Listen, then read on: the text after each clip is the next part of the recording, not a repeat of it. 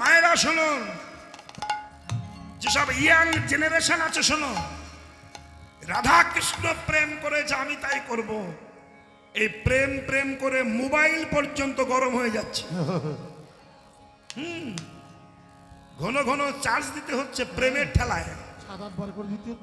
সেই রাত 10টার সময় ফোন শুরু হয়, হ্যালো তুমি ঘুমালে, খেয়েছো কি, ওরে অ্যাডভার্টাইজ, ওরে একেবারে 10টা থেকে ভোর 4টে পর্যন্ত, লাস্টে আর হচ্ছে না, ঘুম পাচ্ছে।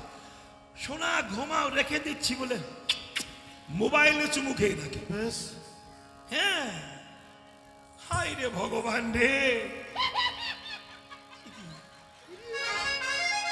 শোনো বিষয়টি কেমন, যেখানে চুমু খাবো বলে জন্ম পেলাম, সে চরণে চুমু খেলাম না, মোবাইলে চুমু খাচ্ছি। কেন? এই খোকা জ্ঞান উঠছে। বিষয়টি কেমন? মহাজন বলছেন রাধারানী কৃষ্ণকে ভালোবেসেছিলেন, ঠিক। একটুখানি বলতে শুনুন, রাধা কৃষ্ণ প্রেমে বিশ্বের পূজনীয় হয়েছে রাধারানী কৃষ্ণ। আমি আপনি প্রেম করে পূজনীয় হচ্ছি না কেন? এর প্রমাণটা কি, কারণটা কি? এগুলো বুঝতে হবে। আর না বুঝলে হিন্দু ধর্ম তৈরি হবে না। শুধু পালাই শুনবেন। শুনুন, একটু ভিতরে কথা বলি। রাধাকে কৃষ্ণ যখন ছেড়ে গেল, তখন রাধার বয়স ছিল মাত্র 60 বছর। খুব বিচার করবেন শ্রীমদ্ ভাগবত। আর কৃষ্ণের বয়স ছিল 10 বছর 8 মাস। ইনি ছিলেন কতদিন? 125 বছর। জরা ব্যাধের তীরে ভগবান চলে গেলেন ফিরে। এইবার এই যে 7 বছরের মেয়ে রাধাকে রেখে যে কৃষ্ণ চলে গেলেন 10 বছর বয়সে, 125 বছর পর্যন্ত দ্বারকায় ছিলেন। আর জীবনে কোনো দিন রাধার সঙ্গে কৃষ্ণের দেখা হয়নি। তাহলে বলুন তো, রাধার সঙ্গে কৃষ্ণের কি জাতীয় প্রেম ছিল? জাগতিক প্রেম ছিল কি? দৈহিক প্রেম ছিল কি? বলুন, সেই চুমু খাওয়া প্রেম ছিল কি? না, ও প্রেম ছিল না। এই জন্য বলবো, দ্বারকায় কৃষ্ণ আছেন। আস্তে আস্তে দ্বারকায় কৃষ্ণ আছেন। একদিন রুক্মিণী মা কৃষ্ণকে গরম দুধ খাওয়াচ্ছেন, গরম দুধ, কিন্তু দুধটা একটু বেশি গরম হয়ে গেছে। কৃষ্ণ দুধটাকে যেই মুখ দিয়েছে, আর মুখটা পুড়ে গেছে। আর যখন পুড়ে গেল, আমরা যেমন ভগবান ঠেলে উঠি, কৃষ্ণ যেই জিহ্বা পুড়ে গেছে ঠেলে উঠেছে, রাধে রাধে।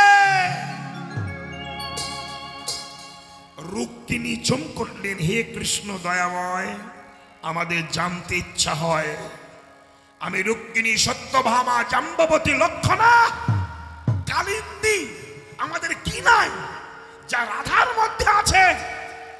আমার যে যৌবন আছে, আমরা সুন্দরী, আমরা রাজকন্যা। আপনি দ্বারকায় থাকেন, আমরা আপনাকে সেবা করি, কিন্তু জিহ্বা পুড়ে গেছে, রাধা রাধা বলে ঠেলে উঠলেন। না জানি কি রাধার কাছে যা আছে, যা আমাদের কাছে নাই? প্রশ্ন।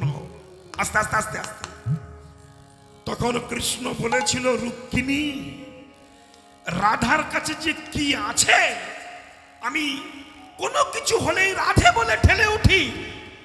তুমি কি রাধাকে কোনোদিন দেখেছো? বলে না। কৃষ্ণ বললেন, রুক্মিণী, আগে রাধারানীকে একবার দেখে এসো, পরে তুমি এসে বলো।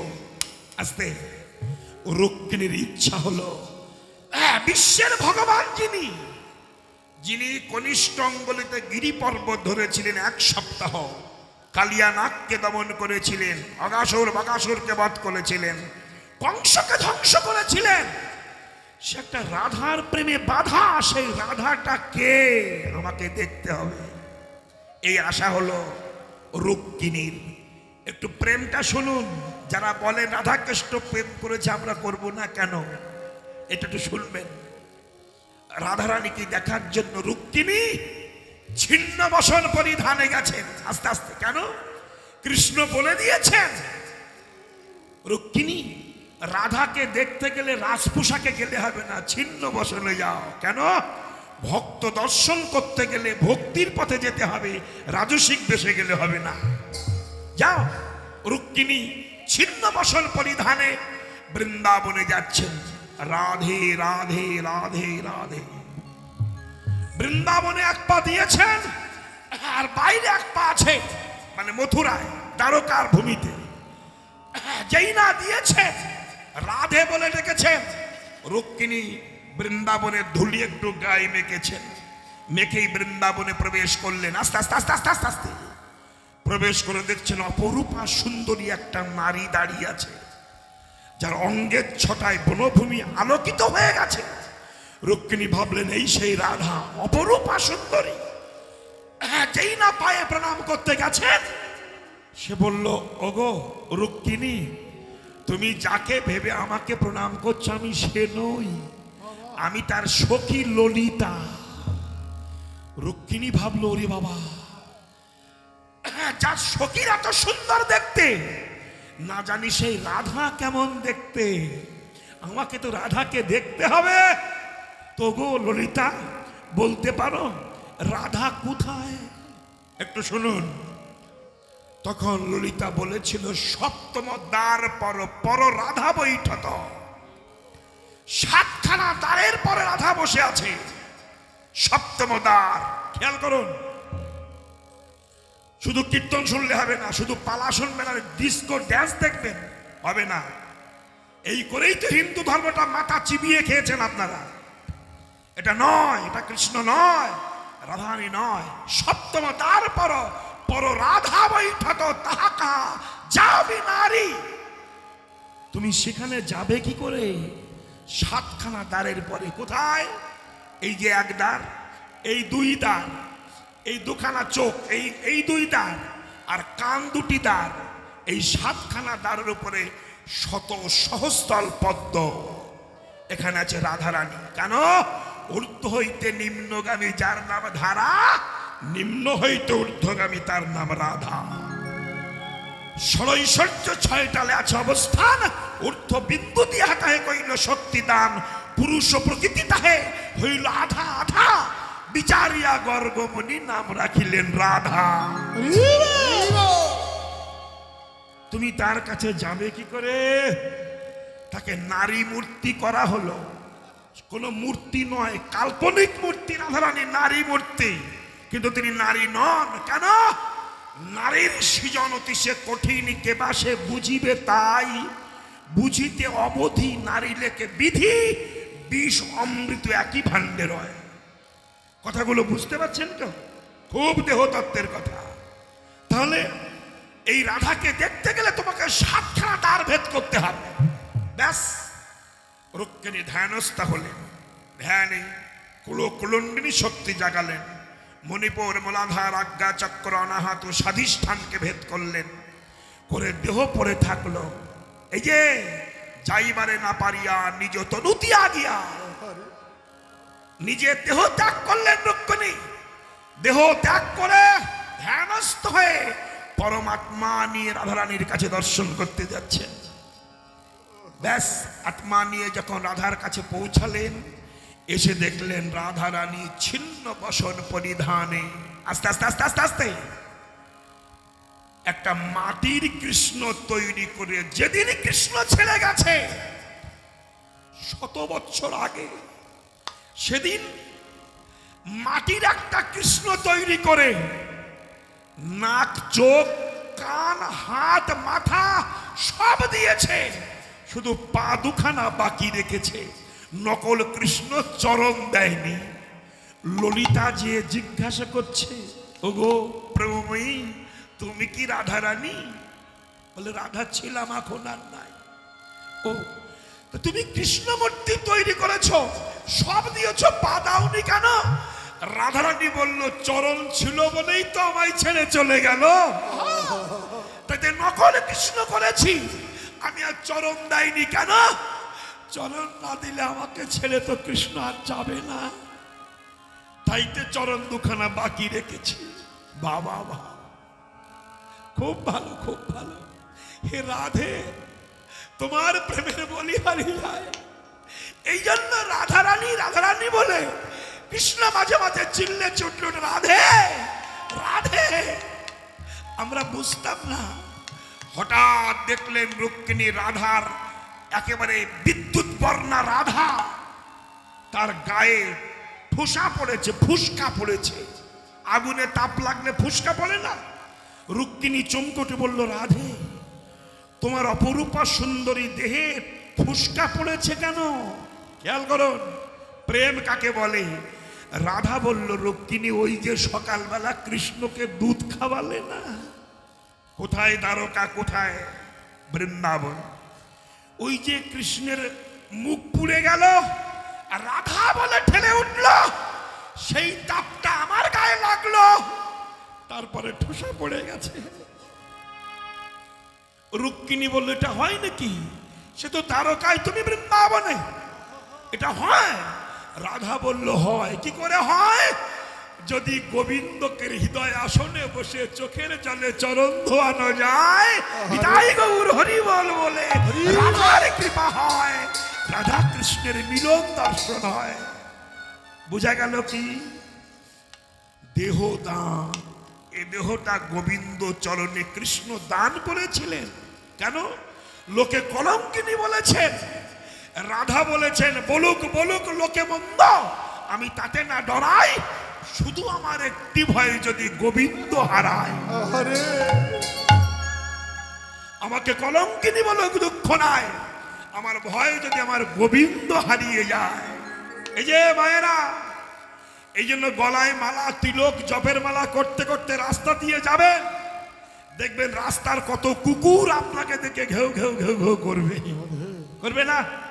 হাতি রাস্তা দিয়ে যায়, কুকুর ঘেউ ঘেউ করে, হাতির যেমন চলা বন্ধ হয় না, তেমনি বৈষ্ণব কৃষ্ণ নাম করতে করতে যাবে, কুলের কুকুর ঘেউ ঘেউ করবে, তার ডাক হবে সার, কিন্তু বৈষ্ণবের ভজন বন্ধ হবে না। রাধার অবস্থা ঠিক তেমনি, তাই দেহদান করেছেন। গৌরাঙ্গ মহাপ্রভু বলল, বাড়ি গাড়ি ধনৈশ্বর্য কিছু দিতে হবে না, এই দেহটা আমাকে দান করে দাও। দান দেহ বলি আমার গোরা ডাকে, দান দেহ বলি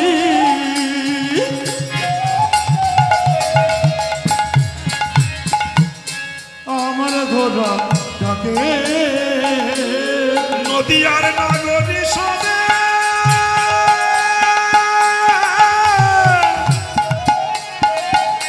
পড়িল বিপাকে রে,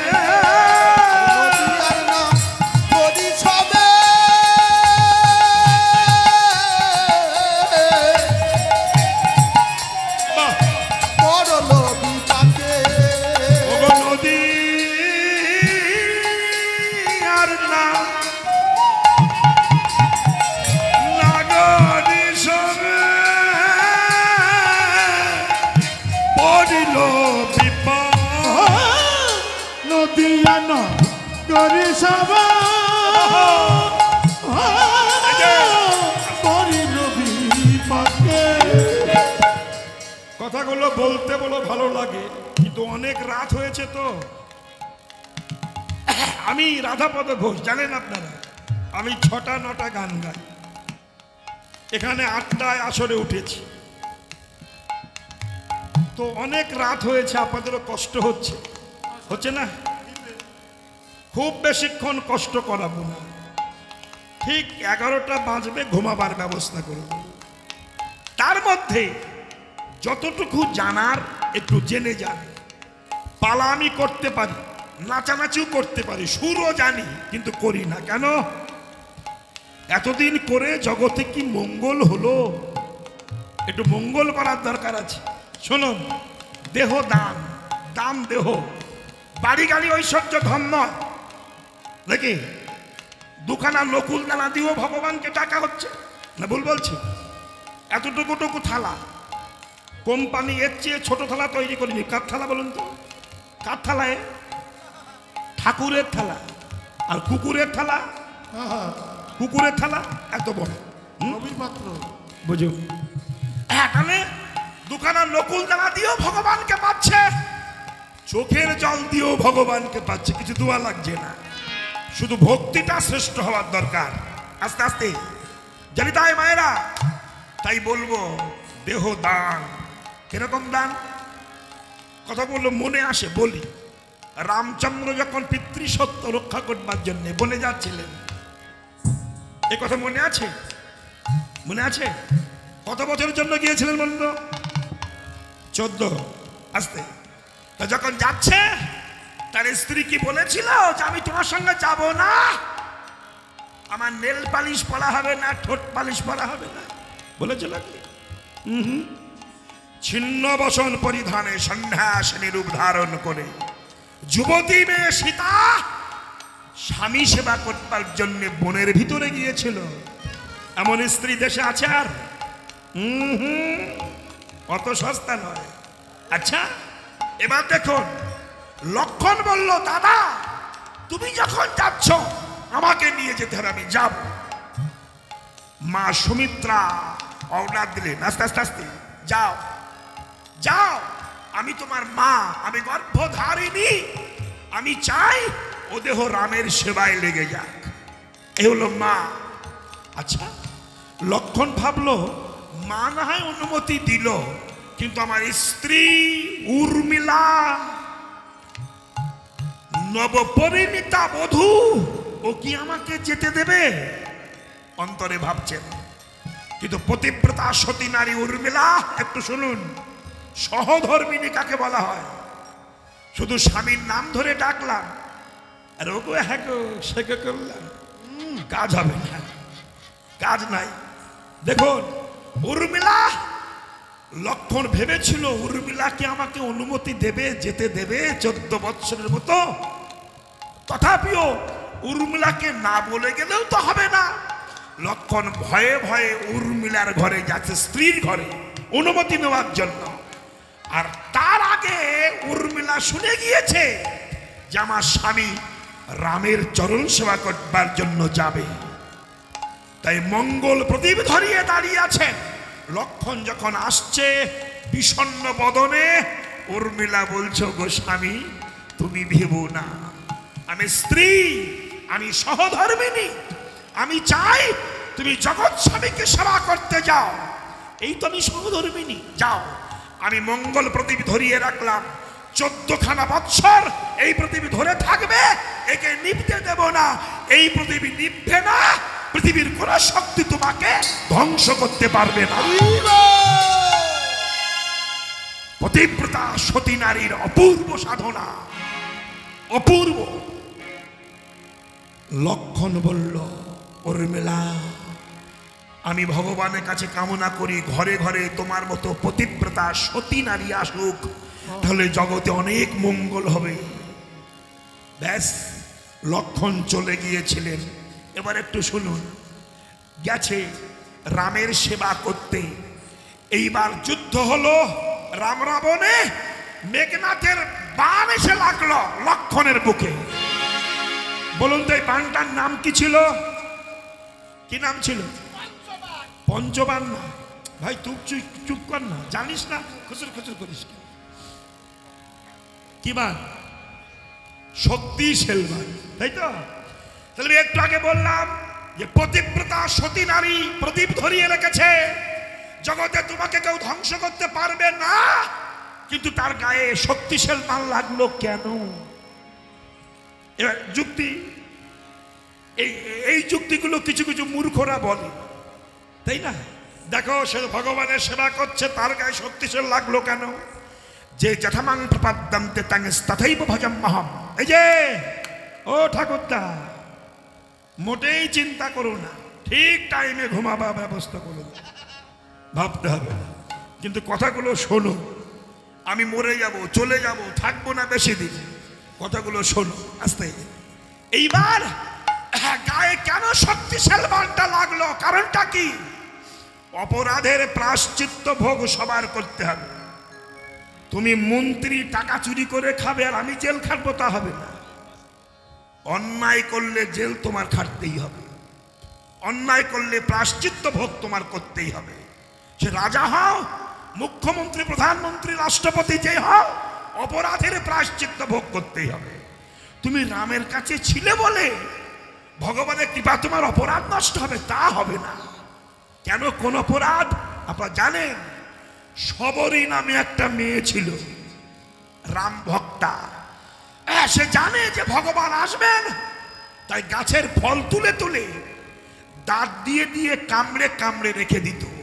ছোট জাতের মেয়ে, নিম্ন শ্রেণীর মেয়ে, কিন্তু এত ভালোবেসে ফেলেছিল রামকে, সে ভেবেছিল যে ফলগুলো রাখছি, এই ফলের মধ্যে যদি কোনো বিষযুক্ত ফল হয়, সেই ফল খেয়ে যদি আমার রামের কোনো ক্ষতি হয়, তাই দাঁত দিয়ে দিয়ে কামড়ে কামড়ে রেখেছে। যেটা ভালো সেটা রামের জন্য রেখে দিয়েছে, যেটা তিক্ত ভালো নয় ফেলে দিয়েছে, রাম খাবে, সাজিয়ে রেখেছে। হে প্রভু রাম, হতভাগিনীর কাছে তুমি আসবে না? আকুল কণ্ঠের প্রতিধ্বনিতে রাম লক্ষ্মণকে নিয়ে শবরীর পূর্ণ কুঠিরে গিয়ে দাঁড়িয়েছে। শবরী, কে? আমি রাম, দয়াময়, এসেছ? এতদিন পরে হতভাগিনীর কথা তোমার মনে হয়েছে? এসো প্রভু, এসো। জল ছিল পাত্রে, রামের চরণ ধোয়াবে, কিন্তু রাম রাম বলে এত কেঁদেছে শবরী, পাত্রের জল লাগেনি, চোখের জলে রামের চরণ ধোয়ানো হয়ে গিয়েছে। দেখেছেন? চরণ ধোয়ানো হয়ে গেছে। রাম বলল, শবরী আমি কিছু খাবো, খিদে পেয়েছে। রাম তো জানে অন্তর্যামী, ফল রেখে দিয়েছে। সঙ্গে সঙ্গে ছুটতে ছুটতে যে সেই এঁটো করা ফলের থারি আর নয়নের বাড়ি এসে শবরী দাঁড়িয়েছে। প্রভু এই নাও, খাও।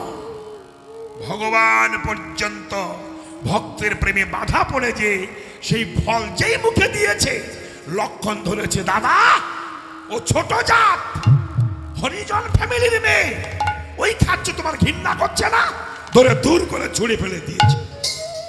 যখন ফেলে দিল, শবরী কেঁদে বলেছিল, লক্ষণ বড় আশা করে সাজিয়ে রেখেছিলাম আমার প্রভুকে সেবা দেব।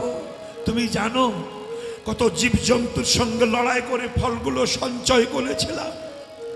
আমি তো ভাবিনি যেদিন থেকে দেহটা রামের চরণে অর্পণ করেছি, আমি জানি আমার দেহ তার দেহ একই দেহ, তাই দাঁত দিয়ে রেখে দিয়েছিলাম, মরণ যদি হয় আমার হোক, আমার রামের যেন কিছু না হয়।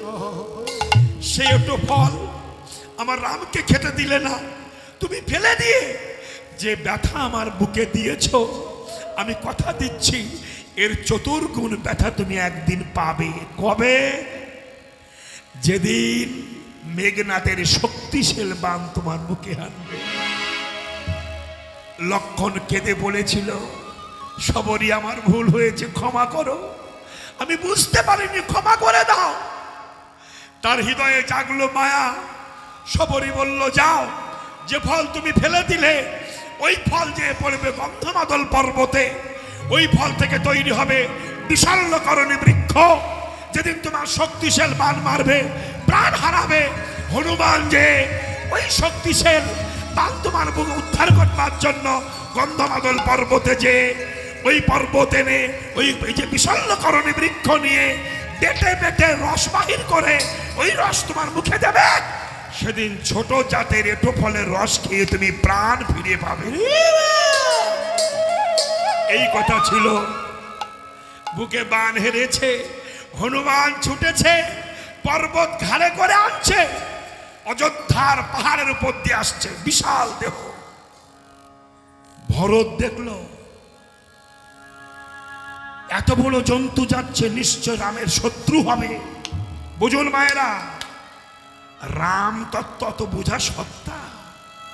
কিছু কিছু হিন্দুর নেতাগণ আছে, কিছু কিছু হিন্দুর নেতা আছে, ভোটের জন্য রামকে অপমান করতেও দ্বিধাবোধ করছে না। আমি দেখেছি একজন বলেছে, রাম যার নিজের বউকে রক্ষা করতে পারলো না, সে দেশ রক্ষা করবে কি করে? তুমি শাস্ত্র পড়নি, আপনার যে যা পার্টি করুন, আমার দুঃখ নাই, পার্টি যাচ্ছে স্বাধীনতা, কিন্তু রামের নামে কলঙ্ক বাজে কথা বলে তুমি শাস্ত্র জানো না, মূর্খের মতো বলো না, আগে জানো। সীতাকে উদ্ধার করবার ক্ষমতা রাবণের বাপেরও ছিল না, এটা কি জানো? রাবণ কিন্তু সীতাকে হরণ করেনি। কেন? রাম অন্তর্যামী জানতেন যে আমার সীতা হরণ হবে, তাই মায়া হরিণ ধরবার আগে রাম সঠিক সীতাকে ব্রহ্মার কাছে দিয়েছিল, আর ছায়া সীতাকে হরণ করেছিল রাবণ। এগুলো পড়ো, দেখো। এই 14 বছর যখন পাঠিয়েছিল বনে, কইকেয়ী মা, তার ছেলে ছিল ভরত, এ ছিল মামার বাড়ি। বাড়ি যখন ফিরে এলো, শুনলো যে আমার মা কইকেয়ীর জন্য রাম বনবাসে গেছে। এই ভরত মাকে রাক্ষসী বলেছিল, রাক্ষসী তোর মুখ দেখবো না। কেন? আমরা বলি মায়ের মতো গুরু হয় না, ভুল। সেই মা গুরু হবে যে মা জগৎ গুরুর চরণে সন্তানকে বিকিয়ে দেবে, সেই মা। হ্যাঁ, সেই পিতা পিতা হবে যে পিতা সন্তানকে জগৎ পিতার চরণে পৌঁছে দেবে, সে হলো পিতা, নইলে পিতা নয়। সেই বন্ধু বন্ধু, যে বন্ধু জগৎ বন্ধুর সঙ্গে সম্বন্ধ ঘটিয়ে দেবে, মা। হ্যাঁ, যখন ভরত দেখলো একটা জন্তু যাচ্ছে, বান মেরে নামিয়েছে। হনুমান পাহাড় কাঁধে নিয়ে ওই অযোধ্যার পাহাড়ে নেমে গেছে, নেমে জয় রাম জয় রাম জয় রাম প্রতিধ্বনি করছে। ভরত দেখলো যে রামের ভক্ত, জল এনে তাকে ভালো করে পবিত্র করলো, শুশ্রূত করলো, চৈতন্য দিল। ব্যাস, কে তুমি? আমি হনুমান। লক্ষণ শক্তিশালী পড়েছে। সূর্য উদয়ের আগে যদি আমি পৌঁছাতে না পারি, লক্ষণ মরে যাবে। লক্ষণের স্ত্রী, এই কি বললাম, নামটা কি বললাম? উর্মিলা। এবার দেখুন, ওই সেই চালানো প্রদীপটা নিয়ে হনুমানের সামনে দাঁড়িয়ে মিচকে মিচকে হাসছে হাসছে। বলুন তো, স্বামীর বিপদ শুনে কোনো বউ কি হাসে? হাসছে। আর হনুমান বলছে তুমি লক্ষণের স্ত্রী উর্মিলা না? বলে হ্যাঁ। তো তুমি লক্ষণ মরে যাচ্ছে আর তুমি হাসছো কেন? বলছে তুমি যে লক্ষণের কথা বলছো তার শক্তিশাল লাগার পরে সে আছে কোথায়, কিভাবে? বলছে লাগার পরে রাম তাকে চরণের উপরে শুইয়ে রেখেছে মাথাটা দিয়ে। তখন উর্মিলা হাসছে। আমি এই জন্য হাসছি যে তুমি একটা পাগল। কেন? যার মাথা আছে রামের চরণে, যার মাথা আছে রামের চরণে, পৃথিবীর চমকিটাকে নিতে পারে গো। আমি এই জন্য হাসছি।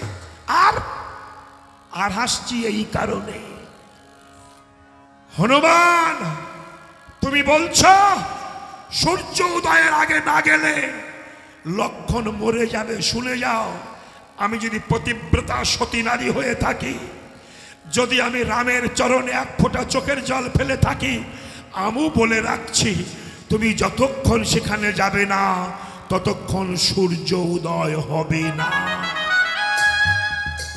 পতিব্রতা নারী, দেখেছেন?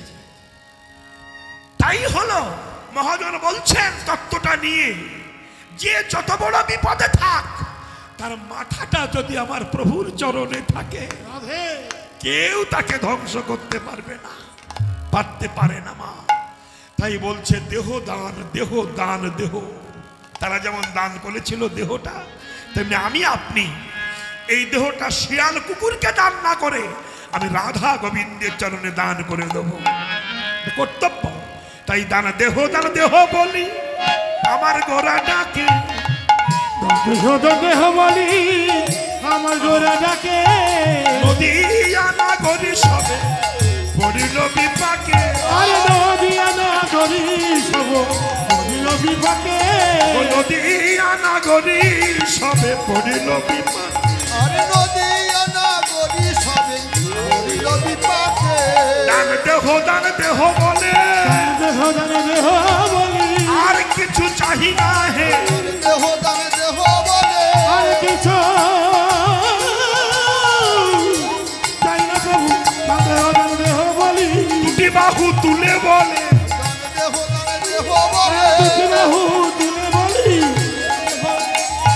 আমার গৌর হরি বলে, দেহ দান দেহ বলে, গৌর হরি বলে তাই গৌর হরি হরি বলে দেহ দান দেহ বলে হরি হরি হরি বলো দান দেহ বলে দান দেহ দেহ বলি দান দেহ বলে দান দেহ দান দেহ দেহটা দান করে দাও।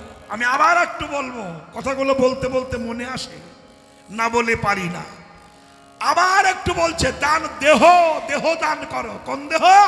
এই দেহ কে দান করেছিল? প্রহ্লাদের নাতি ছেলে, যার নাম ছিল বলি মহারাজ। এই যে মায়েরা নাম শুনেছেন, বলি মহারাজ ভগবান বামন রূপ ধারণ করেছে। বামন মানে কি? বামন মানে কি? হেট। বামন মানে বেটে, লম্বা নয়, খাটো ছোট একটুখানি, তাই না? আস্তে আস্তে আস্তে আস্তে বামন একটুখানি রূপ ধরে গিয়েছিল। আস্তে আস্তে আস্তে আস্তে যে বলেছিল বলিদেব আমি এসেছি বর দাও, হ্যাঁ আমাকে বর দাও। তো বামন দেবের রূপ দেখে যে ভগবান তা তো বলি জানে না, এই যে বৌমা বলি জানে না, নিয়ে নাও কি নেবে বলো, আমি দান শাস্ত্র খুলেছি। বামন দেব বলল কিচ্ছু চাই না, আমার ত্রিপদ ভূমি দাও। বলুন তো পদ মানে কি? পদ মানে পা, তাই তো? 3 পা দাও। বলির একটু অহংকার হলো, হে তুমি নিতেও জানো না নাকি? এই যে বাড়ির মালিক আমাকে বায়না করেছে, ইনি যখন বায়না করতে গেছেন তখন যদি বলেন অধপদ বাবু এক পালা গান করবেন, কত নেবেন? আমি বললাম বলুন কি দেবেন? বললো আপনি যা নেবেন বলুন, কত নেবেন? যা নেবেন তাই দেবো। আমি ছাড়া 10 টাকায় গান গাইলে 50 টাকা চাইবো না নাকি? ঠিক কথা ঠিক কথা ঠিক তাই হলো। এইবার যেই বললো তুমি কি নেবে বলো, বামন দেব বললো কিচ্ছু না, আমার 3 পা জমি দাও। বলি বললো হে 3 পা জমি না, তোমার বিবেক বুদ্ধি কম নাকি? আমি দান শাস্ত্র খুলেছি, অন্য কিছু চাইতে পারতে, মানে তুমি 3 পা আগে দাও তারপরে দেখা যাবে, নিয়ে নাও। শুক্রাচার্য ছুটি এসেছিল, বলি সাবধান, খবরদার তুমি ওকে চেনো না। বলি বলল গুরুদেব ও ছোট ছোট পা, 3 পা নেবে, এইটুকু জমি নেবে। শুক্রাচার্য বলল তুমি দেখছো ছোট পা, কিন্তু পা ফোল্ডিং পা। ফোল্ডিং মানে ফোল্ডিং সাটা দেখনি, টিপলে ঘষাং করে লম্বা হয়, ও লম্বা হয়ে যাবে। ও হলো বিষ্ণু ভগবান। বলি চমকে উঠল, কেন? ওর গায়ে তো প্রহ্লাদের রক্ত আছে। কি চমকে উঠল, বেশ বিষ্ণু ভগবান? বলে হ্যাঁ বেশ বেশ। বিশ্ব ব্রহ্মাণ্ড যার কাছে ভিক্ষা করতে যায় সে আজ ভিখারি হয়ে আমার দরজায় যা আছে ফেলে দেবই পায়। নাও নিয়ে নাও। যেই বলল নিয়ে নাও, 1 পা স্বর্গে আর 1 পা মর্তে, আর একটা মিডিলে ঝুলছে, নাভিপদ্ম থেকে বহির্প্রকাশ ঝুলছে। রাখবে কোথায়? পতিব্রতা সতী নারী তার স্ত্রী বিন্ধ্যাবলী বলল প্রভু জায়গা একটা আছে, কোথায়? মাথার উপরে রাখুন। মাথাটা পেতে দিল, মাথার উপরে রেখে দিল। বিষ্ণু ভগবান বললেন বলি তুমি তো সব আমাকে দিলে, কিচ্ছু তো রাখলে না, তুমি একটা কিছু রাখো, সামান্য কিছু। দেখুন কলে পড়ে যাচ্ছে ভগবান, কি? হ্যাঁ কিছু একটা নাও। বলি তখন বলল প্রভু আমি কিছু চাই না, যদি দিতে চাও একটা বস্তু দাও। কি? যদি দিতে চাও আজ থেকে তুমি আমার হয়ে যাও, এই তুমি আমার হয়ে থাকো। ভগবান চমকটলেন, বলি তুমি তো বুদ্ধিমান কম নও। কেন? দুনিয়ার সবকিছু আমাকে দিলে, সবকিছুর মালিক আমি, আর আমার মালিক যদি তুমি হও সব মাল তো তোমারই থেকে গেল। বাহ বেশ, তাহলে বলো আমি তোমার হয়ে গেলাম, আমার কি করতে হবে? বলি বলল আমার দরজায় দাঁড়ি হয়ে থাকো। দরজায় দাঁড়ি। ভগবান তাই দাঁড়ি হয়ে 1 সপ্তাহ চলে গেল। লক্ষ্মী তো জানে না সব দুর্ঘটনা ঘটে গেছে, এক সপ্তাহ বাড়ি আসে না, কার কাছে শুনবে? ওই সময় বেহালা বাজিয়ে যাচ্ছিল একজন, কি নাম বলুন? হ্যাঁ, সত্যবান না, নারদ। এই লক্ষ্মী বলল, নারদ, মা তোর বাবা কোথায় রে? বলে শোনোনি? বলে না তো, তার তো চাকরি হয়ে গেছে। বলিস কি? কিসের চাকরি? বলে সিকিউরিটি গার্ড। সে কি, মাইনে কত? বলে পেটে ভাতে। ফিরবে কবে? এ জন্মে আর আসবে না। লক্ষ্মী বলল, আমার উপায়? তোমার উপায় বলি রাজার 2 পায়ে যদি কৃপা করে ফেরত দেয়। লক্ষ্মী চিন্তা করলো, ছলে বলে কলে কৌশলে আমার স্বামীকে ফিরিয়ে আনতেই হবে। তাই রেডিমেড মেয়ে ছেলে হয়েছে লক্ষ্মী। বলিরা যেন চিনতে না পারে, রেডিমেড মেয়ে ছেলে হয়ে ভাবছে আমি এমন ভাবে বলির কাছে যাব যে আছাড় খেয়ে পড়ে যাব, যেন আমার মাথাটা বলি রাজার পায়ে যেয়ে লাগে। কেন? যে ভক্ত ভগবানকে ভক্তির ডোরে বেঁধে দরজায় দাঁড়ি করে রেখেছে, অমন ভক্তের চরণ ধুলি ছাড়া আমি ভগবান ফিরে পাবো না।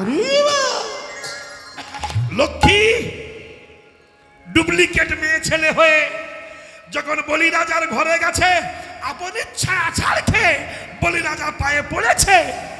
এই যে লক্ষ্মী তা তো জানে না, বোন বলে সম্বোধন করে তুলেছে, ওঠো বোন ওঠো। আর যেই বোন বলে ডেকেছে, সেদিন পূর্ণিমা ছিল, পূর্ণিমা ছিল। যেই বোন বলে ডেকেছে, নিজের কাপড় ছিঁড়ে দাদা বলে হাতে রাখি পরিয়ে দিয়েছে। আর ওই রাখি পূর্ণিমা সেদিন এসেছে। আর যে রাখি পরিয়ে দিল, বলি তো জানে না লক্ষ্মী। ভাবলো বোন রাখি যখন পরিয়ে দিলে, আমি তোমার দাদা হলাম, আমাকে তো তোমার কিছু দেওয়া উচিত, বলো কি চাও? এই কলে পড়ে গেল। লক্ষ্মী বলল, দাদা আমি কিছু চাই না, একটা বস্তু চাই। কি? তোমার দরজায় যে দাড়ি হয়ে আছে, ওই দাড়িটা আমাকে ফিরিয়ে দাও। চমকটলেন বলি, মা তুমি কি লক্ষ্মী এসেছো? হ্যাঁ মা গো, আমি ওই চরণে সব বিকিয়ে দিয়েছি, আমার বলতে আর কিছু নাই, তুমি সেটাও নিয়ে যাবে? বেশ নিয়ে যাও, তবে আমার কথা রাখো, নিয়ে যাওয়ার আগে তোমরা দুজনা আমার দরজায় দাঁড়িয়ে যুগল হয়ে দাঁড়িয়ে থাকো। এই কথা যেই বলল, লক্ষ্মী রাজে ভগবানকে নিয়ে যুগলে দাঁড়ালো। স্বর্গ হতে পুষ্প বৃষ্টি হলো, দেবীরা উলধ্বনি করলো, ভক্তগণ হরিধ্বনি করলেন। ভক্তের মনোবাসনা ভগবান পূর্ণ করে দিলেন। তাই দান দেহ বলি আমার গোরা ডাকে, বলি আমার গোলা ডাকে। নদিয়া নাগরী সবে পড়িল বিপদ, আরে নদিয়া নাগরী সবে পড়ল বিপাকে। নদিয়া না লোকসভা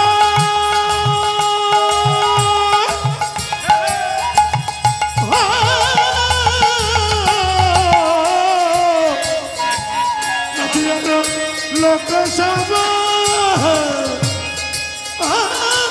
পড়িল বিপাকে। কৃষ্ণ অবতারে আমি সেজেছিলাম দান, কৃষ্ণ অবতারে আমি সেজেছিলাম, কৃষ্ণ অবতারে আমি সেজেছিলাম। কৃষ্ণ অবতারে আমি সেজেছিলাম, কৃষ্ণ অবতারে আমি সেজেছিলাম। সে ভাব পড়িয়া গেল বাসু ঘোষ, সে ভাব পড়িয়া গেল বাসু ঘোষে গান, সে ভাব পড়িয়া গেল বাসু ঘোষে গান, সে ভাব পড়িয়া গেল বাসু ঘোষ গান। বাসু ঘোষে মনে ও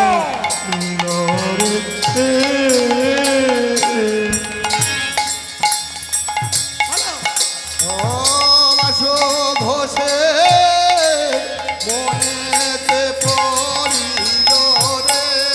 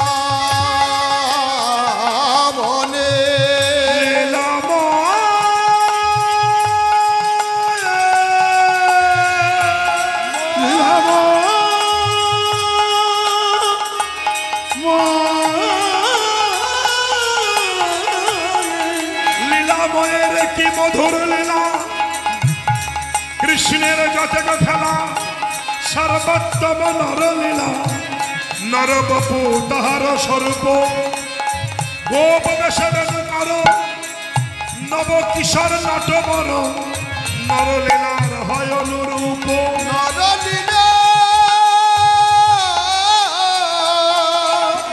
হয় সেই অনুরূপ। এখানে সবার চরণে আমি করি কোটি নমস্কার সবে মিলে চরণ ধুলি দেহ মস্তকে মস্তকে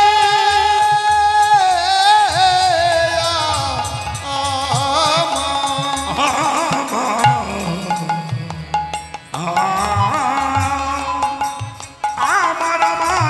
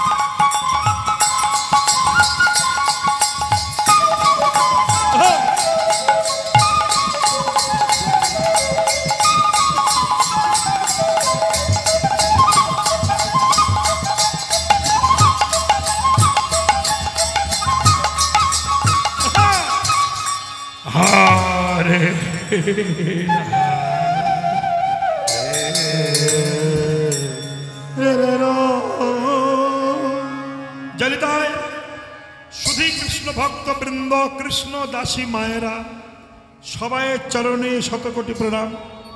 যিনি বসে ঘুমাচ্ছেন তার চরণে আরো বেশি প্রণাম।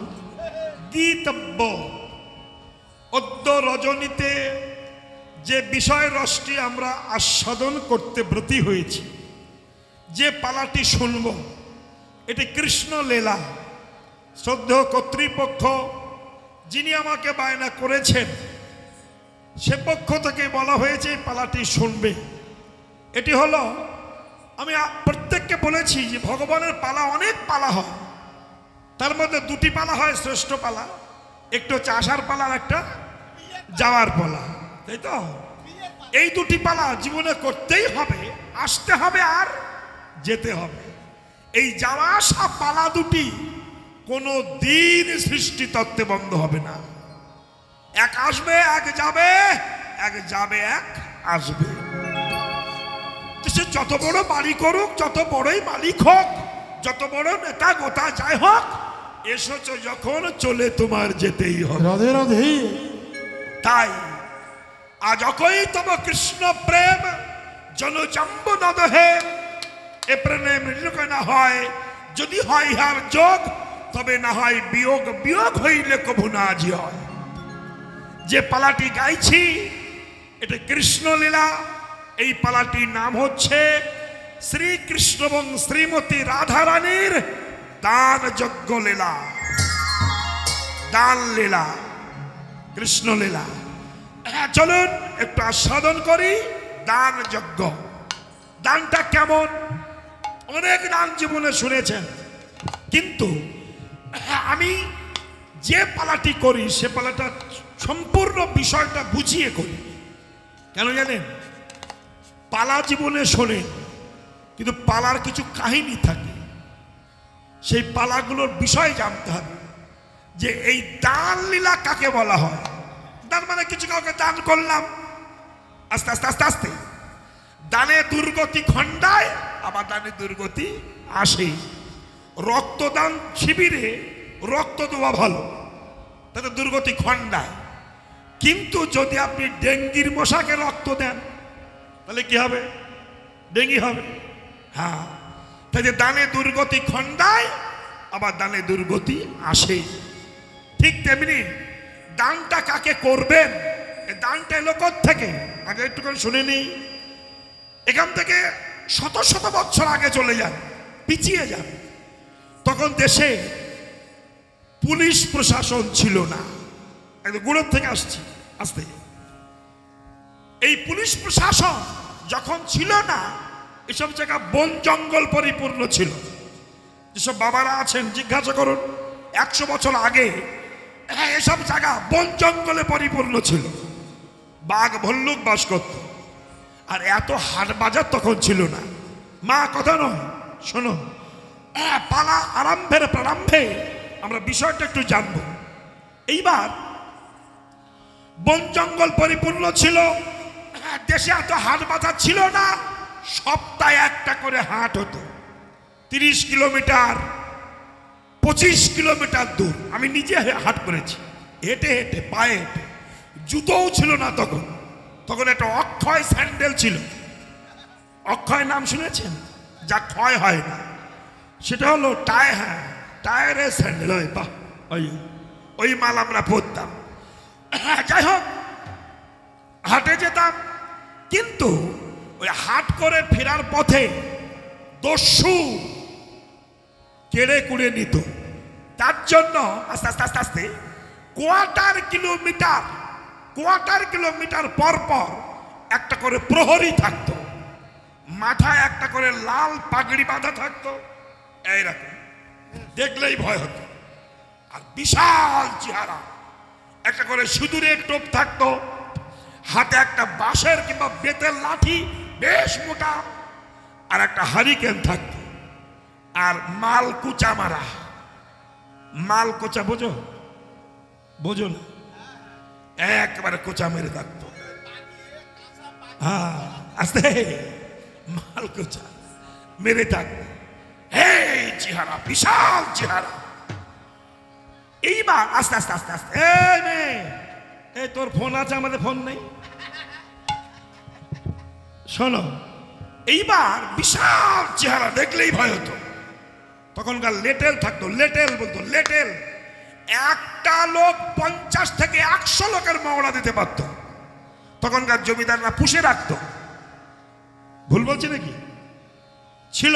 আস্তে এই কোয়ার্টার কিলোমিটার পর পর একটা করে প্রহরী থাকতো, হাতে একটা করে ব্যাগ মানে প্যাকেট থাকতো। এদের সংসার চলতো কি করে? যারা হাট করে বাড়ি যেত, হাটের মাল নিয়ে সবজি মবজি চাল ডাল কিনে, এরা সবাই কিছু না কিছু প্রহরীদের দিত, আর ওটা থেকে ওদের সংসার নির্বাহ হতো, জীবিকা নির্বাহ হতো। বুঝতে পেরেছেন? একে বলা হতো দানি। কেন? হাট করে যেত, তাদের ভান্ডার থেকে কিছু দান দিত, সেই দান নিয়ে সংসার চলতো। এই প্রহরীকে দানি বলা হতো, দানি। এইবার বলি শুনুন, হাটে এসেছে, হাট করে বাড়ি যাচ্ছে, কিছু দিয়ে যাচ্ছে। তত্ত্ব কথায় আসুন, আমরা যখন মাতৃগর্ভ হইতে পৃথিবীর হাটে এসেছি, এই হাটে, এই আসা যাওয়ার হাটে কত বাধা বিঘ্ন বলুন তো, কত জীবজন্তু আসতে। মায়ের পেট থেকে 10 মাস 10 দিন পরে যখন এলাম, ওই রাস্তায় কত বাধা ছিল, কত কৃমিকীট, কত দংশন, কত অন্ধকার, ভীষণ গর্জনের মাঝখান দিয়ে পৃথিবীতে এসেছি। এই পৃথিবীতে আত্মীয় স্বজন প্রিয়জন, কত বন জীবজন্তু, কত দাতাল মাতাল চরিত্রহীন লম্পট, সবার সঙ্গে দেখা হল। এইবার সংসারে এসেছিলাম, পৃথিবীর হাটে এসেছিলাম 16 আনা ভক্তি নিয়ে। সেই ভক্তিটা কেউ কেউ কুসঙ্গ করে হাটে বিক্রয় করে গেল, কেউ জুয়া খেলা করে নষ্ট করে ফেললো, কেউ কুখাদ্য খেয়ে নষ্ট করলো, কেউ সাধু সঙ্গ করে দেহ প্যাকেটটা পূর্ণ করে আপন ঘরে চলছে। এই যাওয়া আসার পথে আমার গোবিন্দ দানি হয়ে দাঁড়িয়েছেন। হে সৃষ্টি জীব, আমি ভগবান মাথায় পাগড়ি বেঁধে বৃন্দাবনের পথে যাওয়া আসার পথে আমি দানি সেজে দাঁড়িয়েছি। তোমাদের দেহ প্যাকেটটা দিয়ে 16 আনা ভক্তি দিয়ে হাটে পাঠিয়েছিলাম। কে কত বাজার করে নিয়ে যাচ্ছ, আমায় কিছু দিয়ে যাও, তুমি কিছু নিয়ে যাও। রাধে রাধে। এই যে মায়েরা, তাই দেহ প্যাকেটটা নিয়ে ভবের হাটে বাজার করতে এসেছি।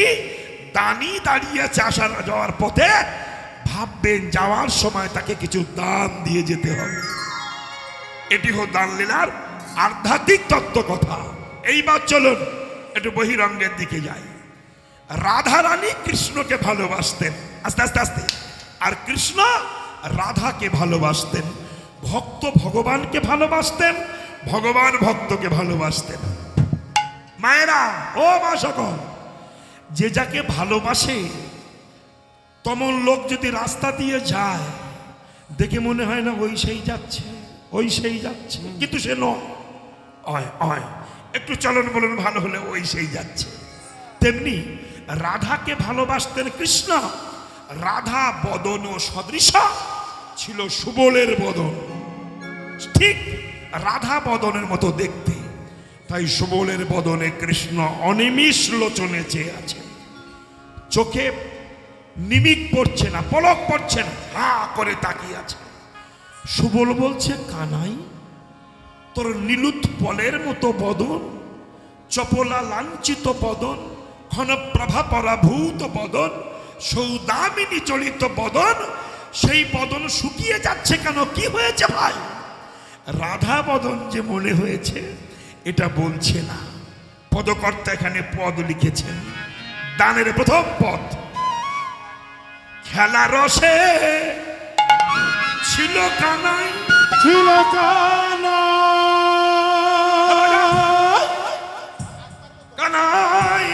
সুবলের সনে, খেলা রসে ছিল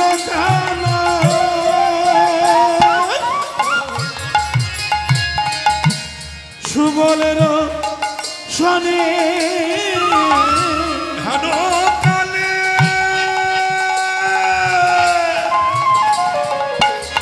রাধা বদন পড়ি গেল আরে হানো কালে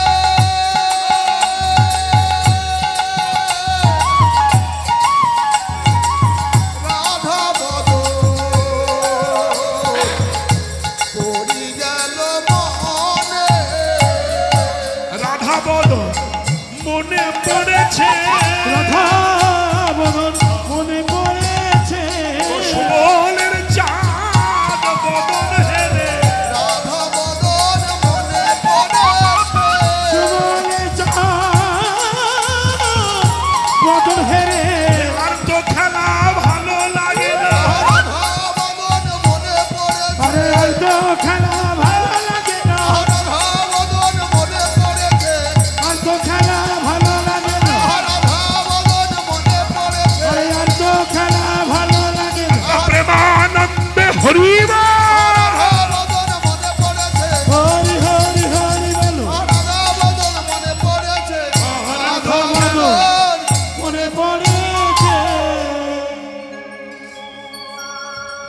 বৈষ্ণব পদাবলী পদগুলো খেলা রসে ছিল কানাই সুবলের শনে, হেনকালে রাধা বদন পড়ে গেল মনে। মায়েরা, যে রাধার কথা আমি বলছি, একটু আগে বললাম এই রাধা থাকে বৃন্দাবনে বাদিনীর ঘরে। বলুন তো রাধার শাশুড়ির নাম কি ছিল? কেউ জানেন কি নাম ছিল? বলুন। কুটিলা, জটিলা। আর ননদীর নাম? হ্যাঁ, এ তো বেশ মুখস্থ। শাশুড়ি স্বামীর নাম বলুন। কোথায় পেয়েছেন বলুন? মুখ বন্ধ কেন? শুনেছেন তাই তো? হ্যাঁ, হিন্দু জাতি এরা শুনেই কথা বলে, পড়ে না। এরা ফেসবুকে যা টাইম দেয়, 7-8 ঘন্টা ফেসবুকে টাইম দেয়, কিন্তু 1টা ঘন্টা শাস্ত্রে টাইম দেয় না। এই জন্য এরা সব জানে, কিছুই জানে না।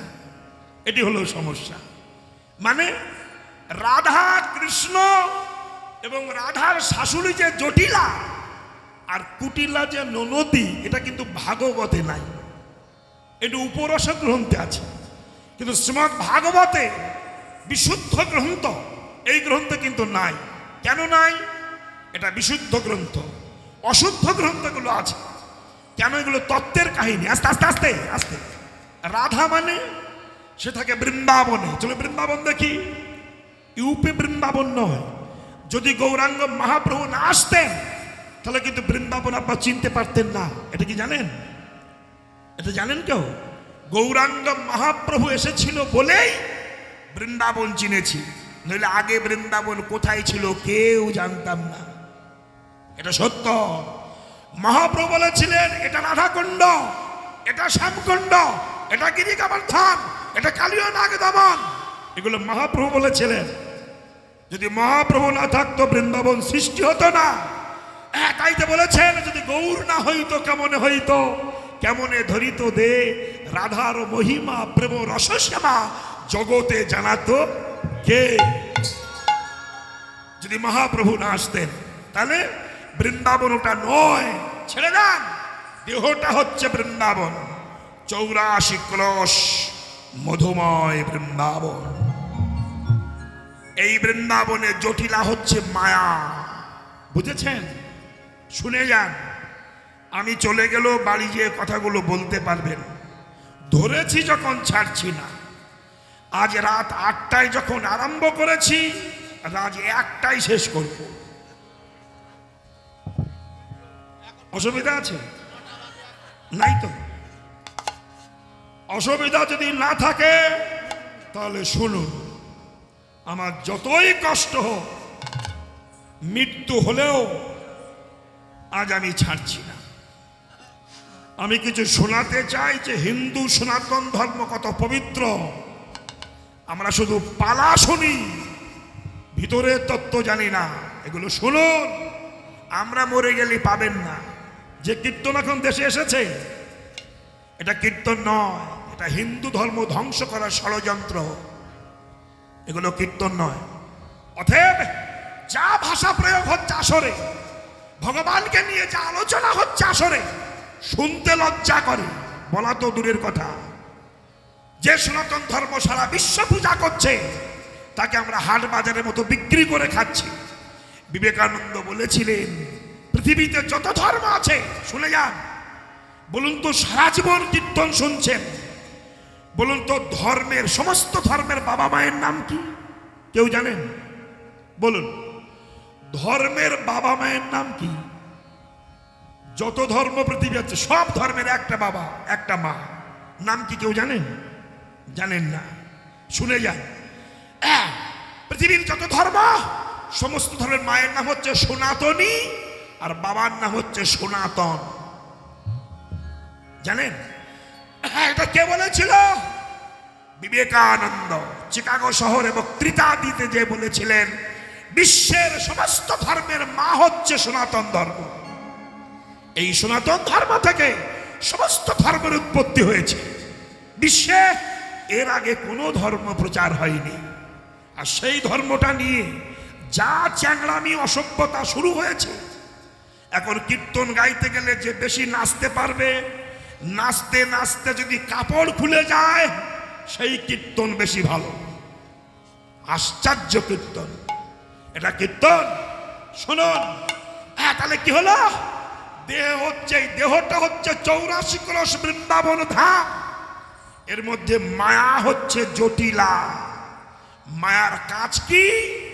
মানুষকে ভেড়া তৈরি করে রাখে, ভেড়া, তাই কি না? অনেক বুড়িমা বলছে, বাবা সংসার আর ভালো লাগে না। কেন? ছেলে বৌমা কি কাঁদে, খেতে দেয় না, অত্যাচার করে। আমি বলি, মা তুমি এখানে থেকো না, আমার সঙ্গে বৃন্দাবনে চলো। রাধা কুণ্ডে আপনাদের চরণের কৃপায় আমি একটা কুঠির করেছি রাধা কলোনিতে। যদি কেউ কষ্ট পাও আমার সঙ্গে যোগাযোগ করো। রাধা কুণ্ডে 5 বার ফ্রি খাওয়া পাওয়া যায়, 5 বার ফ্রি খাওয়া, অপূর্ব খাওয়া, দই ছানা পর্যন্ত, ওষুধ ফ্রি, খাওয়া ফ্রি, জামা কাপড় ফ্রি। চলুন আমার সঙ্গে, যাবেন? তখন সেই বুড়িমা বলছে, বাবা আমার তো ইচ্ছা ছিল যাব, কিন্তু আমার নাতি আবার আমার ছাড়া ঘুমায় না। এই হচ্ছে জটিলা, এই হচ্ছে জটিলা। মায়া, মায়া মানুষকে ভেড়া তৈরি করে রেখেছে, জানেন? মায়ার বাঁধনে বাধা পড়ে মানুষ গাধা হয়ে বুঝা টেনে বেড়াচ্ছে। ভুল বলছি? আমি যে সেই যে 62 বৎসর 63 বৎসর আগের থেকে কীর্তন গাইছি আমি রাধাপদ, এখনো গেয়ে যাচ্ছি, এখনো গাইব যতদিন আমার দেহে রক্ত থাকবে। শালারা ততদিন আমার নিংড়ে নিংড়ে নেবে। কি ডিম পাড়া হাঁস বুড়ো হলো তাহলে ছাড়ে নাকি? এইবার হাঁস যখন ডিম দেওয়া শেষ হয়ে যায় তাও কি তার স্বস্তি আছে? তারপর কি করে? কেটে কি করে? রসুন পেঁয়াজ দিয়ে গিলিয়ে নেয়। এ হলো হাঁসের দেহ, সংসার। এটা এই জটিলার কাজ, মায়ার বাঁধনে বেঁধে রাখা। আর কুটিলা কাজ কি? পরের ভালো সহ্য হয় না। কুটিলা সে কি? কাম। 60 ফোঁটা রক্ত ভিয়ান করে যে 1 ফোঁটা শক্তিবিন্দু তৈরি হয় ওটা হলো কাম রূপ কুটিলা। এর পরের ভালো সহ্য হয় না। আপনি কৃষ্ণ ভজন পথে যাবেন, কোন নারী মুখ দেখে কিংবা পুরুষের মুখ দেখে আপনার ভজন নষ্ট হয়ে যাবে, তার দিকে টেনে নিয়ে যাবে। কামরূপ কুটিলার কাজ, বুঝলেন? একজন জেলিয়ে জাল ফেলতে গেছে, জেলে ছিলেন মা, জেলিয়ে জেলিয়ে জেলের দাড়ি কামায়, মাছ ধরে, তাই না? জেলে জাল ফেলতে গেছে। কুটিলার কাজ কি বলছি? জেলে একটা পাথর পেয়েছে, তা পাথরটাকে ফেলে দিচ্ছে আস্তে। পাথর তখন কথা বলছে, জেলে আমারে দিও না ফেলে। জেলে বলে, পাথরে কথা বলে? বলে হ্যাঁ, আমাকে নিয়ে গুছিয়ে রাখো, আমার কাছে যা চাবে তাই পাবে। তবে হ্যাঁ, আমার কাছে যা চাবে তাই পাবে, তবে তোমার একটা হবে, গ্রামের লোকের 2টি হবে। জেলে বলে, শালা আমি পাথর পেলাম, আমার হবে একটা, লোকের হবে 2টি, আমি ভিক্ষা করে খাবো তা চাইবো না। ঘরে গুছিয়ে রেখে দিয়েছে। বউ বলছো, গো এত যত্ন করে পাথর রাখছো কেন? বলছে, তুই যেন কাউকে বলিস না, ওর কাছে যা চাবি তাই পাবি, তোর হবে একটা, লোকের হবে 2টো, খবরদার চাবি না। ওর স্বামী জাল ফেলতে গেছে। এখন গোপন কথা, মেয়েদের পেটে তো বেশিক্ষণ থাকে না, একটু বদ হজম হজম হচ্ছে, বদ হজম, অ্যাসিড। ও গলায় কাপড় দিয়ে পাথরের কাছে গেছে। পাথর কে? আমি যা চাবো তা পাবো? বলে হ্যাঁ। তাহলে আমার 1 তলা বাড়ি হয়ে যাও। খচান করে 1 তলা হয়ে গেছে, আর গিরায় সব 2 তলা করে হয়ে গেছে। বলছে পাথর, আবার যা চাবো পাবো? বলে একটা হার হয়ে যাও। ওর একটা হার হয়েছে, পাশে বাড়ি বউদের 2 গাছ করে হার হয়ে গেছে। ও স্বামী জাল ফেলে আর বাড়ি চিনতে পারছে না, গ্রাম তো সল্লেক হয়ে গেছে, চিনতে পারছে না। বুঝে নিয়েছে আমার বউয়ের কাজ। ও শালা চেয়েছে, ধর ধর এই, এই, এই যে, এই যে তাও শালা ওই রকম বউ যদি কোনো ভাগ্যে জোটে কি হবে বলুন। এই দেখো এই আর বিষয়টা কেমন ব্যাস ওই বউ তুই যে বলে হ্যাঁ দেখুন কত বড় শয়তান কুটিলার কাজ দেখুন। স্বামী বলতে শালা আমি পেয়েছি আর আমার হবে একতলা লোকের হবে দুতলা দেখাচ্ছি মজা। জেলে গলায় কাপড় দিয়ে পাথরের কাছে বলছে পাথর যা চাবো তা পাবো বলে হ্যাঁ। ও জানে আমার একটা হলে লোকের দুটো হবে আর আমার দুটো চাইলে চারটে হবে। তখন বলছে একটা কাজ করো পাথর আমার বাড়ির সামনে আর পিছনে 100 হাত লম্বা আর 100 হাত গর্ত দুটো খাল হয়ে যাও। আর যেই বলেছে দুটো খাল হয়েছে লোকের বাড়ির চারিদিকে খাল হয়ে গেছে। ও বলছে দেখ কি করে আপ ডাউন করিস তোরা। এইবার বলছে যা চাবো তা পাবো বলে ও ভাবে আমি একটা চাই লোকের দুটো হবে তা হ্যাঁ বলে পাবে বলে তার মানে একটা চোখ কানা হয়ে যাও। যেই বলেছে এক চোখ কানা হয়ে যাও ওর এক চোখ কানা হয়েছে গ্রামে সব 2 চোখ কানা হয়ে গেছে। দেখ কেমন লাগে কি মায়েরা এটা হচ্ছে কুটিলার কাজ। কুটিলা পরের ভালো সহ্য করতে পারে না এটি হলো কুটিলা। এই যে কুটিলা কার ঘরে নাই সবার ঘরে আছে সবার ঘরে আছে। সেই কুটিলার মধ্যে আছে রাধা সেটাকে ভক্তি স্বরূপিণী রাধা। আস্তে আস্তে আস্তে আস্তে আস্তে মায়ারূপ জটিলা কামরূপ কুটিলা আর অহংকার রূপ আয়ান কে পদদলিত করে যদি ভক্তিকে কেউ কৃষ্ণ পথে নিয়ে যেতে পারেন তিনি হবেন শ্রীমতী রাধা ঠাকুর। জয় গৌরী প্রেমানন্দে হরি হরি বল।